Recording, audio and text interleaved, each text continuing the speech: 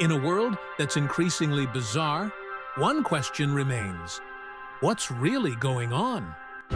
Join us on The Daily Absurd as we delve into the strange corners of reality, exploring the stories that make you scratch your head and say, is this real life? All right, everybody, welcome back for another deep dive.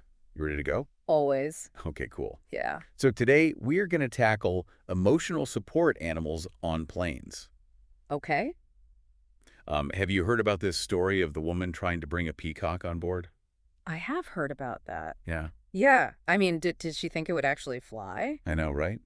That's the question. Yeah. So to really get into this, we've got a YouTube clip from CBS Mornings and then articles from The Mirror and Vice. Sounds like a pretty wild ride. It's going to be a wild one, so I think we should just jump right in. Yeah, let's do it. Okay, so the Mirror article mentioned that she actually bought the peacock its own ticket. Whoa! Really? I know, crazy, right? Like, was that really necessary? Yeah. I mean, I'm all for emotional support, but come on now. Right, like, I'm curious what other people thought. So let's hear from a fellow passenger who was actually there. Okay, so quote, "What the hell? I'm not kidding. A woman is wrangling her peacock in the airport." Wrangling a peacock in the airport, that's a new one. I know, right? I can't even imagine. Yeah, well, this might seem like a rare occurrence, but CBS actually reported a pretty significant increase in the number of comfort animals on United Airlines. It went up by 75% between 2016 and 2017. Wow, that's a huge jump. It is. That's like going from 43,000 to 76,000. So what is driving this trend? I mean, are people really that much more stressed out these days?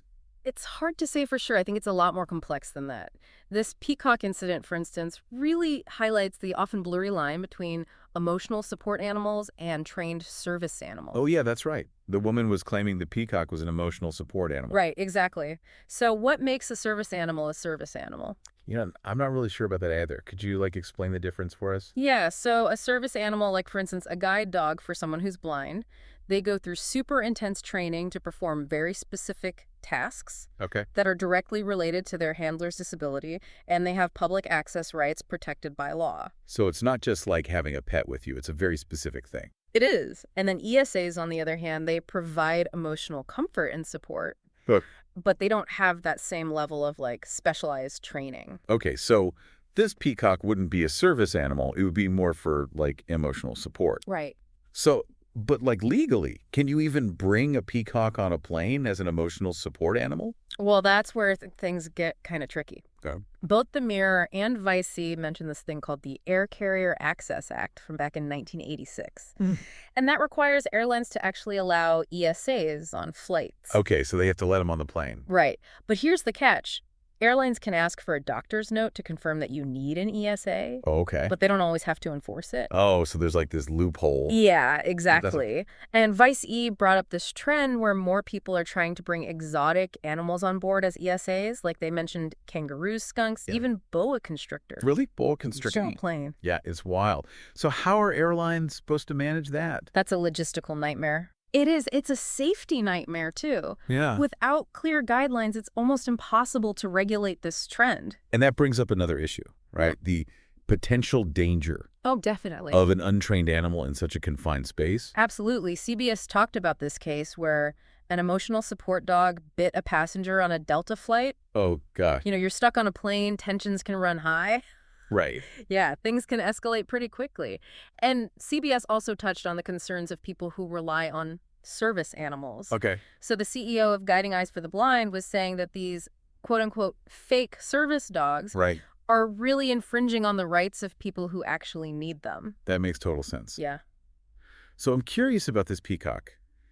We know his name was Dexter, and CBS mentioned the owner's an artist. Oh, okay. So was he actually there for emotional support, or was this just her trying to push the boundaries? I mean, it's tough to know for sure, but whatever her intentions were, this incident seems to have been a turning point for United. How so? Well, they announced some new, much stricter policies regarding ESAs. Oh, interesting. And they weren't the only ones, then. CBS also said that Delta had already implemented similar restrictions and that American Airlines is probably going to follow suit. Looks like the airlines are starting to crack down. Yeah, it seems like it. What are they doing differently? So United is now requiring 48 hours notice if you're going to bring in ESA. Right. and a letter from a mental health professional confirming you actually need it, and then also documentation from a vet that proves the animal's vaccinated and safe. Wow, so they're really trying to close those loopholes. They are. And just to clarify, these new rules are just for ESAs, not for trained service animals. Okay, so that distinction is still there. It is. But even with these new policies, I feel like we're still just scratching the surface. Yeah, I was thinking the same thing. It's a bigger issue, isn't it? It is. The president of the Flight Attendants Union actually said in that CBS clip, quote, "What we really need is for the Department of Transportation to act with guidelines for the entire industry." Wow, she makes a really good point, I think. So where to go from here? Yeah, I mean, what are the ethical considerations surrounding all of this? That's the big question. Someone in the Mirror said, quote, "I mean, I get the emotional support pet thing, but seriously, I understand there has to be a line drawn. Otherwise, someone can bring an emotional support python or boa constrictor. Where do we draw that line?" Yeah, you can't just have like a free-for-all on planes. Exactly. It's got to be safe for everybody. Right. It's about finding that balance, accommodating the people who have legitimate needs, but also making sure everyone on board is safe and it's fair. Absolutely. And what about the animals' well-being, too? Are these exotic animals really benefiting from being brought on planes? That's a great point. And Vice actually pointed out that United doesn't have the best track record when it comes to pet safety. Oh, really? Yeah. That's not good. No. So forcing a peacock to fly in a cramped airplane cabin, I mean, is that really in the best interest of the bird? It just makes you think about all these broader implications. It does. For air travel in general and how we navigate shared spaces Right. with all these different needs and expectations. Yeah, it really does force us to grapple with the limits of individual rights versus the collective good. It's like we're searching for that equilibrium point We are. where everybody feels respected and taken care of without compromising safety or infringing on other people's rights. Yeah, you've got it. So how do we get there? How do we balance all of that? It's a tough question for sure, but I think it starts with clear communication and empathy. We need to understand where people with disabilities who rely on service animals are coming from. We need to understand the challenges that the airlines face. Right. And also acknowledge the genuine need for emotional support that some people have. So it's about understanding each other. It is. It's about trying to find a way to meet everyone's needs without just opening the floodgates to every animal under the sun. Right. Like, how do we actually strike that balance? Yeah. What role should the government play in all of this? That's a complex question. Yeah, there are no easy answers. It's about finding that middle ground where everybody benefits. Yeah. And realizing that we're all in this together. Exactly. Whether we're sharing an airplane cabin or just navigating the complexities of everyday life. Right. And sometimes that means compromise, putting aside our own ego and prioritizing what's best for everyone. I think that's a good place to stop for now. It is. It's a lot to think about. Yeah. This whole emotional support peacock situation really has sparked some interesting thoughts. It has. And I feel like we've only scratched the surface. For sure. What do you think, listener? Where do you stand on all of this? It really feels like this whole peacock thing has become like a mini version of these bigger conversations we're having as a society. Totally.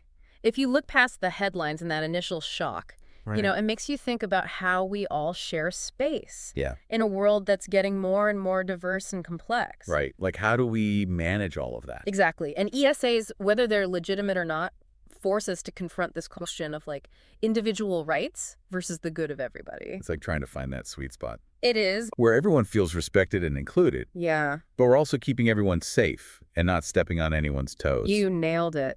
And that's where communication and empathy becomes so important. Okay. We need to try to see things from the perspective of people with disabilities who rely on service animals and understand the challenges that airlines are up against. Right. And also recognize that some people really do need emotional support. So it's about understanding each other's needs. It is. It's about figuring out how to meet those needs in a way that's responsible and doesn't just turn into a free-for-all with animals on planes. Yeah, we've got to find some balance. We do. That takes real dialogue, making informed decisions and being open to different viewpoints. It's pretty amazing how this peacock incident reflects these bigger societal debates. Yeah. It's not just about animals on planes. Right. It's about figuring out how to live together respectfully. Exactly. In a world where everyone has different needs and expectations. That's such a great point. It's a challenge we face everywhere, not just on planes. Right. So what can we do as individuals to make things more harmonious and understanding. Right. Whether it's about ESAs or anything else that people disagree on. That's a good question. Where do we even start? Well, I think it all begins with listening. Okay. Really listening to understand, not just to come up with a response. Like actually trying to see things from their side. That's it. And being willing to talk things through respectfully. Yeah. Even when we don't see eye to eye. Okay. It's about finding common ground, recognizing that everyone's experiences are valid, and working together to find solutions that work for everyone. And sometimes that might mean compromising a little bit. Yeah. Finding that middle ground that maybe isn't perfect, but it's what's best for the group as a whole. You're right.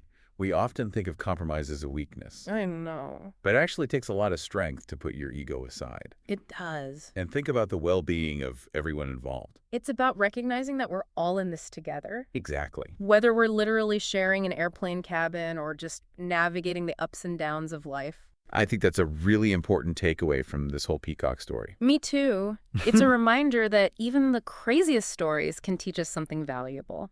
Right. Like sometimes the most unexpected things can spark these really important conversations. Exactly. They can help us understand things in a new way. Well, I think it's time to start wrapping up our deep dive into the world of emotional support animals. Okay. But before we do, I want to leave our listeners with one last thought. I'm intrigued. Go ahead.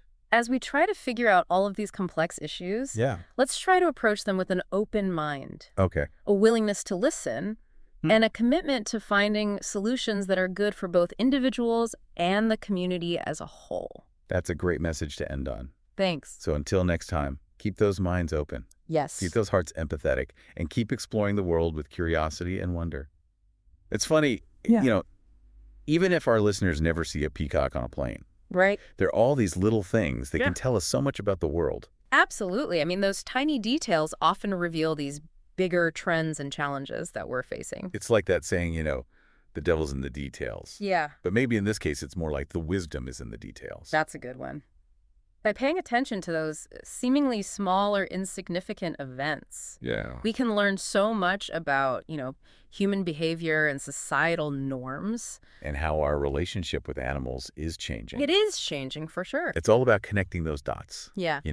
Seeing the bigger picture. Yeah. And recognizing that even a peacock on a plane can teach us something about ourselves and the world. Absolutely.